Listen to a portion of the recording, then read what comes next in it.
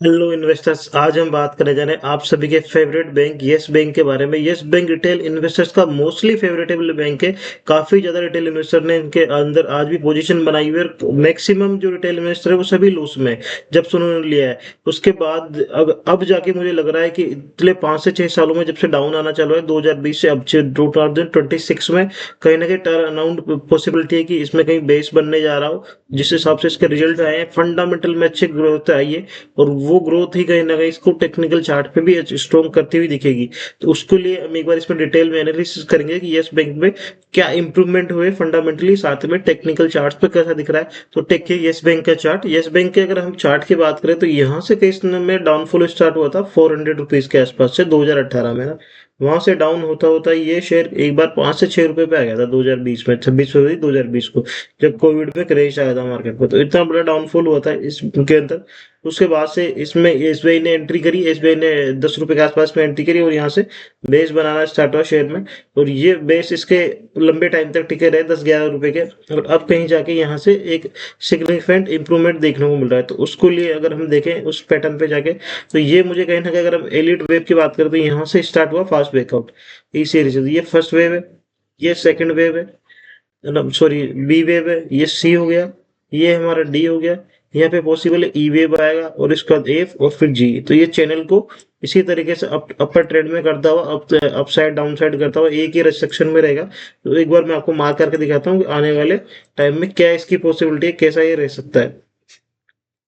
यहाँ से गए, यहाँ चेक किया मैंने, ठीक है, A B C D N E, उसके बाद एफ और फिर जी, ऐसे करते हुए अप साइड में डाउन साइड में इसी एरिया में अब इंप्रूवमेंट सिग्निफाइज करता हुआ चलता जाएगा ये। तो इसके लिए हमको एक बार इसको डिटेल में ध्यान में रखना है।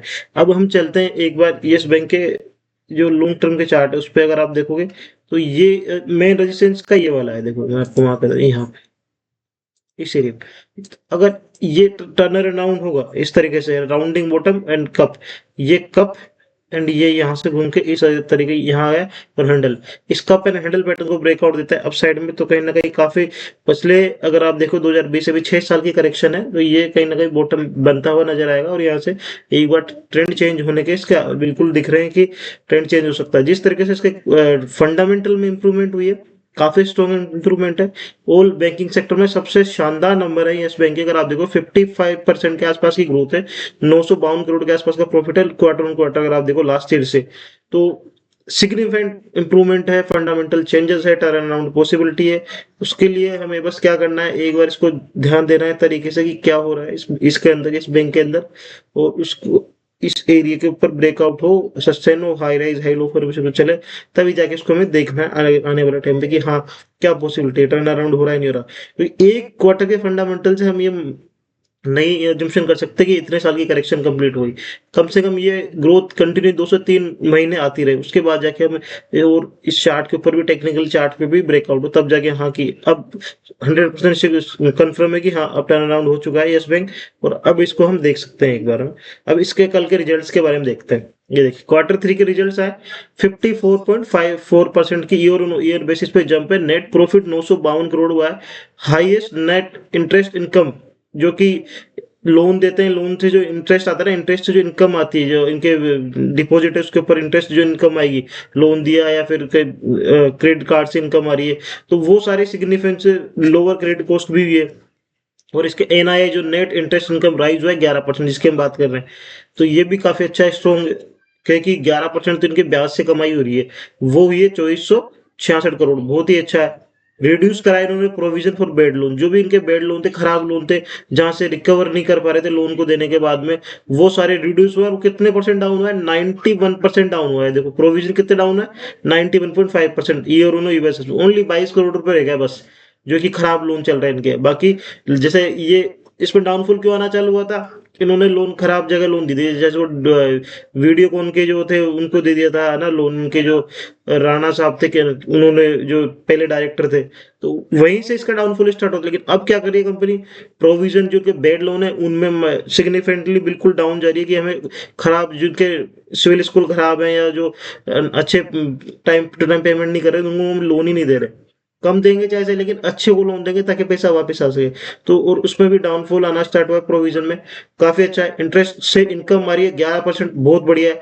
Asset quality gross NPA improve हुआ है, which slippage falling to the lowest in 8 quarter, 8 quarter में सबसे कम स्लिपेज हुई है। मार्जिन भी 2.5% से अप है एनआईएम। और ड्राइवर्स ऑफ ग्रोथ, ग्रोथ को जो ड्राइव कौन से कर रहे हैं, देखो lower credit cost, credit cost कम हुई है। Significance reduce in provision for bad loan, जो कि हम बात करेंगे जो खराब लोन थे जिनसे रिकवर नहीं कर पा रहे थे, वहां से वो लोन सब कम हो गए, बहुत कम है, बिल्कुल लोअर पे आ गए। इंप्रूवमेंट मार्जिन क्या हुआ, हायर एनआई जो कि नेट इंटरेस्ट इनकम है वो हाई गई है। और जो जो एनआईएम है मार्जिन, नेट इंटरेस्ट मार्जिन, वो भी बेटर हुए हैं। और बिजनेस मोमेंटम क्या है, growth in net advance and deposit, तो एक काफी आउटस्टैंडिंग रिजल्ट है, इसको हमें ध्यान में रखना है। अब एक बार इसके हम पी रेशो और साथ में इसके पी से कंपेरिजन कर लेते हैं क्या होता है। टर्न अराउंड पॉसिबिलिटी है, यहाँ से टर्न अराउंड हो। मार्केट कैप गए, कितना है मार्केट कैप, 73,000 करोड़ का मार्केट कैप। स्टॉक का पी जरूर 23 है। आरओई काफी कम है, आरओसी और आरओई भी कम है ना, कोई इशू नहीं, लेकिन ग्रोथ अच्छी आई है। अभी ये फंडामेंटल चेंज होंगे धीरे धीरे करके, 2 से 3 महीने, तो 2 से 3 क्वार्टर कंटिन्यू सेम ग्रोथ आती रही तो। अभी ग्रोथ कम दिख रही है, हो सकता है देखो एचडीएफसी बैंक और आईसीआई बैंक के पी रेशो ओनली 19 से 20 के हैं, लेकिन इनके क्वार्टरली प्रॉफिट देखोगे एचडीएफसी का 12% आया, आईसीआई बैंक भी माइनस में आया था। कल दोनों के साथ में आया, यस बैंक के आईसीआई और एचडीएफसी। तो आईसीआई बैंक तो माइनस में क्वार्टरली प्रॉफिट, और अगर आप देखो एचडीएफसी बैंक के क्वार्टरली प्रॉफिट 12% प्लस में है। कोटक महिंद्रा बैंक है, इसकी ग्रोथ भी माइनस में ही है, 11-12%। एक्सिस बैंक माइनस में है ना, ये आईडी बैंक, इंडसइंड बैंक, ये सब भी क्वार्टरली माइनस में। लेकिन इन सब में अगर प्रॉफिट वाइज ग्रोथ देखो तो 54 अकेला यस बैंक है। तो अगर ग्रोथ सिग्निफिकेंटली कंटिन्यू आती रही तो पी रेशियो का कोई मायने नहीं दिखता कि माइनस ज्यादा पी रेशियो, कोई बात नहीं, ज्यादा पी रेशियो। ग्रोथ आनी चाहिए, ग्रोथ ड्रिवन स्टॉक होगा तो पी रेशियो को भी मार्केट कहीं ना कहीं जंक्शन कर लेता है। क्वार्टरली रिजल्ट देखोगे, ये देखिए नेट क्वार्टर लास्ट दिसंबर में अगर आप जाके देखो, इस टाइम पे दिसंबर में 619 करोड़ कमाया था, इस बार 957 करोड़ रुपए। और कंटिन्यू ग्रो कर रहा है ये ईयर ऑन ईयर, तो काफी अच्छा है। बट ये स्टेबल है, और 2 से 3 क्वार्टर कंटिन्यू ग्रो करेगा तभी हम इसको देखेंगे। अभी हाँ, इसे ध्यान में रख सकते हैं। Net profit year on year basis पे देखो, 2014 से अच्छा चल रहा था। प्रॉब्लम कहाँ ही 2020 में, जब शेयर डाउन चालू हुआ, इसके बेड लोन्स बाहर दिखे मार्केट में कि हाँ इन्होंने बहुत खराब लोन दे रखे हैं लोगों को, जहां से रिकवर नहीं कर पा रहे, वहां से माइनस हुआ। फिर उसके बाद धीरे धीरे भी टर्न अराउंड, लास्ट 2024 से देखोगे या 23 से देखो, अब 700 करोड़ से 1200, फिर 2400 करोड़, जस्ट डबल कर लिया, अभी 3000 करोड़, फिर 50% के ऊपर अभी तक कर चुके हैं। तो कंटिन्यू 2-3 साल से अच्छे प्रॉफिट आ रहे हैं कंपनी में। अभी फंडामेंटल में भी चेंज आया है। लाइबिलिटी और असेट देखेंगे तो लगभग बराबर है। इनकी लाइबिलिटी है 4,30 करोड़ के आसपास, और वो 430 करोड़ के आसपास, और इनके टोटल असेट है वो भी 430, बराबर से ही है ना, तो कोई ज्यादा नहीं है। कैश फ्लो में पॉजिटिव में आ चुकी है कंपनी, बहुत बढ़िया है। नेट कैश फ्लो अच्छा है, रेशो ठीक है, रेशो में ग्रोथ आना स्टार्ट हुई है। 2020 से अगर आप देखोगे -13, 3%, 2%, 3%, अभी 5% है। आरओई रिटर्न ऑन इक्विटी जो है 5% आना चालू है। एफआईआईज ने इंक्रीज किया अपना स्टेक 25% है, लास्ट क्वार्टर में 46 के आसपास पहुंच गए हैं ना। यहाँ से डीआई ने माल बेचना चालू किया है, लेकिन एफआई उसको ऑब्जर्व कर रहे हैं, तो कोई इशू नहीं, इसलिए शेयर नहीं कर रहा। जब डीआई इतना बड़ा स्टेक बेच रहे हैं तो, लेकिन उसको ऑब्जर्व कौन कर रहा है, एफआई साथ ही साथ ऑब्जर्व कर रहे हैं। रिटेल ने भी कहीं ना कहीं काफी टाइम से फ्रस्ट्रेशन थे, रिटेल पिछले 5-6 साल से पैसा नहीं बन रहा था, तो जो थोड़े कच्चे दिल के थे वो बेच बेच के बाहर हो रहे थे, लेकिन अब कहीं ना कहीं इंप्रूवमेंट है। 2 से 3 क्वार्टर में इंप्रूवमेंट होनी चाहिए, रिजल्ट अच्छा है, चार्ट पैटर्न पे भी अच्छा है।